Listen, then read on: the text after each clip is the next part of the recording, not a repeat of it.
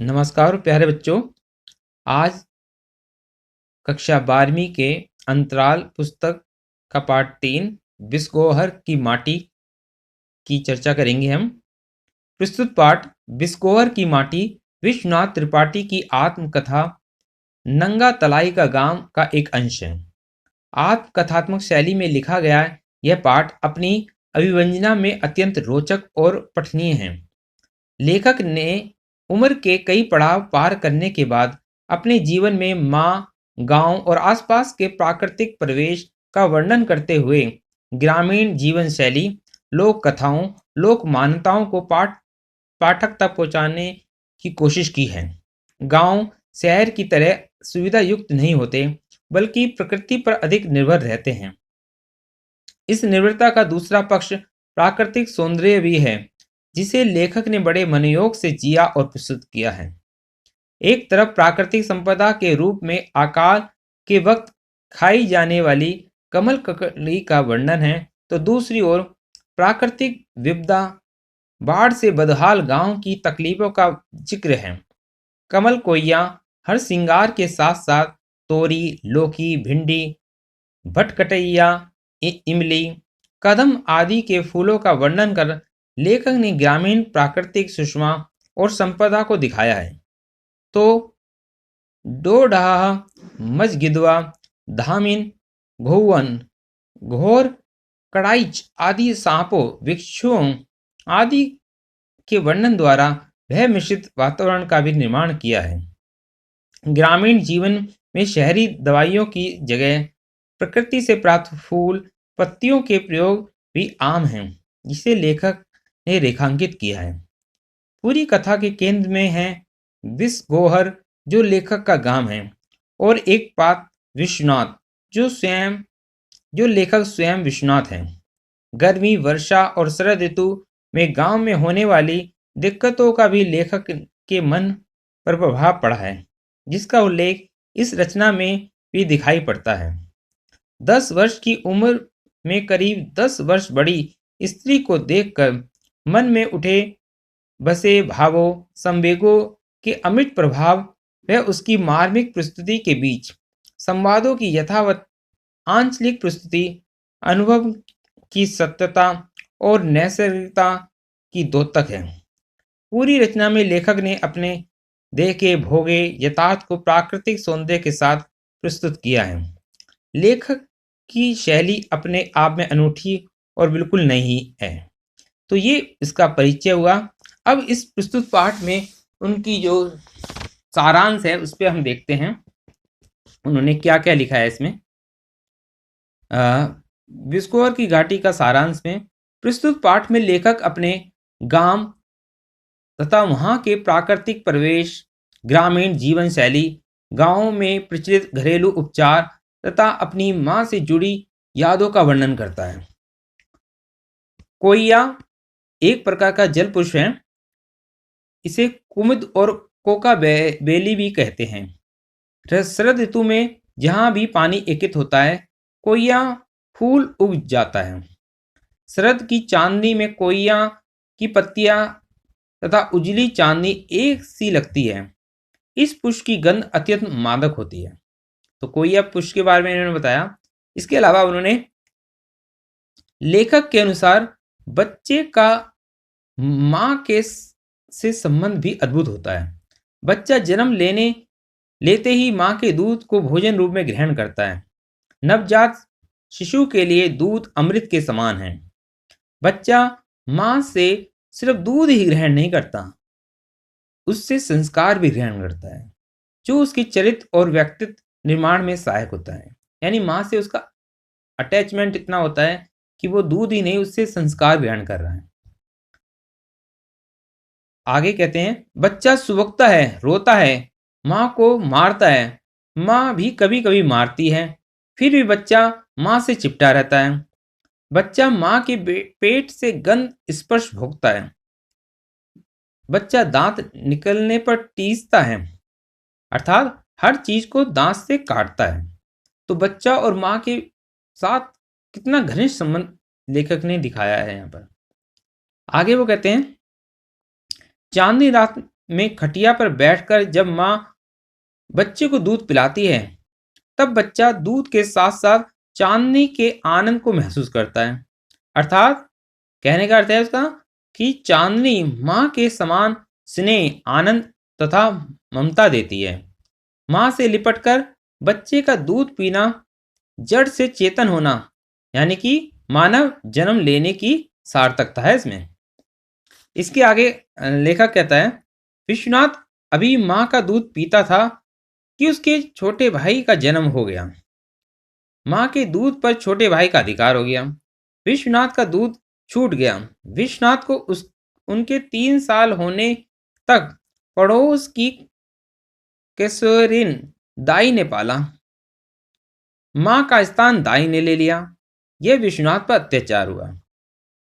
आगे वो दिल्ली के दिलशाद गार्डन का दृश्य बताते हुए कहते हैं, दिलशाद गार्डन में लेखक बत्तखों को देखता है। बत्तख अंडे देने में के समय पानी छोड़कर जमीन पर आ जाती है। लेखक ने एक बत्तख को कई अंडों को सेते देखा।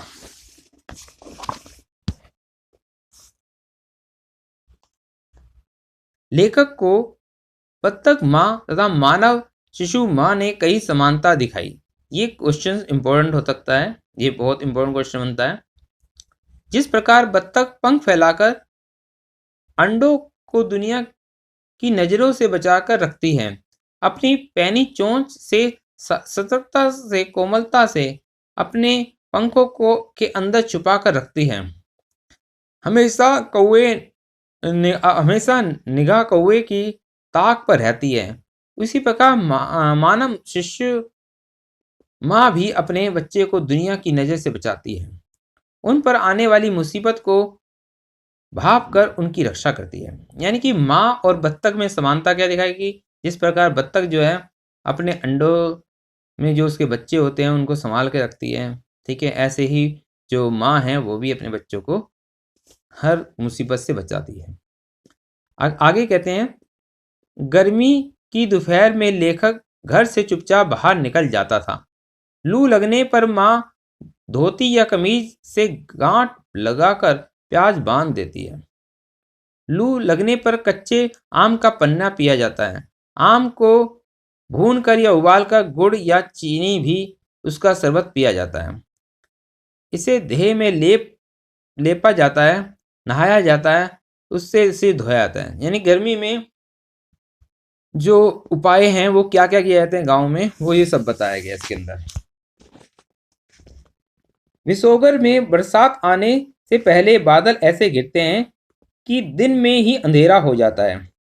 बरसात कई दिन तक होती है, जिसके कारण घर की दीवार गिर जाती है और घर धंस जाता है। यानी कि गांव का दृश्य दिखाया गया कि बादल जब गिरते हैं तो गांव में पानी बरस जाता है। उसके बाद जो है वहाँ पर जो कच्चे मकान होते हैं वो भी धंस जाते हैं। आगे वो कहते हैं, बरसात आने पर पशु पक्षी सभी पुलकित हो उठते हैं। बरसात में कई कीड़े भी निकल जाते हैं। उमस के कारण मछलियां मरने लगती हैं। पहली बारिश में दांत, खाज, फोड़े, फुंसी ठीक हो जाते हैं। तो बरसात के बारे में बताया गया। आगे वो कहते हैं, मैदान, खेतों तथा तालाबों में कई प्रकार के सांप होते हैं। सांप को देखने में डर तथा रोमांच दोनों है। डोढ़ा और मजगिदवा विषहीन होते हैं। डोढ़ा अपने बामन जाति का मानकर मारा नहीं जाता। गामिन भी विषहीन है। घेर, कढ़ाई, भटिया तथा गोहन खतरनाक है, जिसमें सबसे अधिक गोअन खतरनाक है, जिसे फेंटास भी कहते हैं। यानी सांपों की प्रजाति के बारे में बताया गया इसके अंदर। आगे कहते हैं, गांव में लोग प्रकृति के बहुत निकट हैं। लेखक के अनुसार फूल केवल गंध ही नहीं देता, दवा भी करते हैं, क्योंकि गांव में कई रोगों का इलाज फूलों द्वारा किया जाता है। फूलों की गंध से सांप, महामारी, देवी, चुड़ैल आदि का संबंध जोड़ा जाता है। गुड़हल के फूलों को देवी का फूल मानते हैं। बेर के फूल सूखने से बर्रा ततैया का डंक झड़ता है। आम के फूल कई रोगों के उपचार में काम आते हैं। नीम के पत्ते और फूल चेचक में रोगी के समीप रखते हैं। तो यानी कि गांव के लोग जो प्रकृति के अधिक निकट हैं, इसका वर्णन है इसमें कि वो जो फूलों के बारे में हैं उनको उपचार के रूप में इस्तेमाल करते हैं, इसमें बताया गया है। लेखक के गांव में कमल भी खिलते हैं। हिंदुओं के यहाँ कमल पत्र पर भोजन परोसा जाता है। कमल पत्र की पुरीन भी कहते हैं तथा कमल की नाल को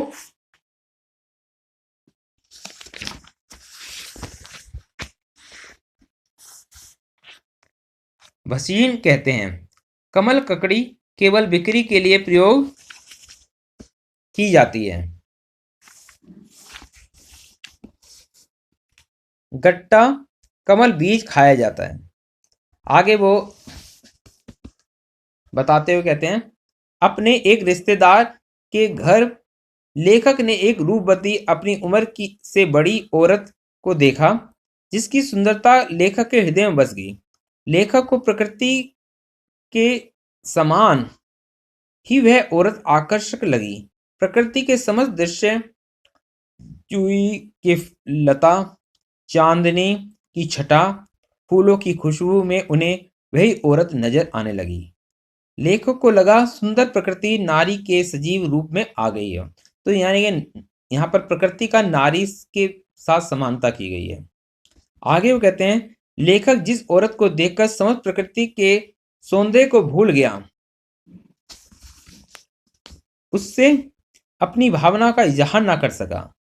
वह सफेद रंग की साड़ी पहने रहती है, आंखों में कैसी व्यथा लिए दिखती है, वह इंतजार करती हुई दिखती है। लेखक के लिए वह हर कला के आस्वाद में वह मौजूद है। लेखक के लिए हर सुख दुख से जोड़ने की सेतु है। इस स्मृति के साथ मृत्यु का बोध सजीव तौर पर जुड़ा हुआ है। तो ये इस पाठ का सारांश हुआ। इसके अलावा जो इसके महत्वपूर्ण प्रश्न हैं उस पर हम चर्चा करते हैं। इसमें सबसे बड़ा महत्वपूर्ण प्रश्न है जो आपको याद करना है, लेखक ने किन आधारों पे अपनी मां की तुलना बत्तख से की है।